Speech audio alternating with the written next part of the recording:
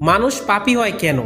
মানুষের মধ্যে ৬টি রিপু বা শত্রু মনের মধ্যে অবস্থান করে, যা মানুষকে পাপী করে দেয়।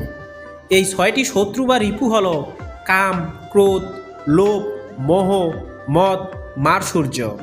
কাম, মানুষ নিজের ইচ্ছায় জীবনযাপন করার জন্য অর্থ ও দ্রব্য বাসনা করে থাকে।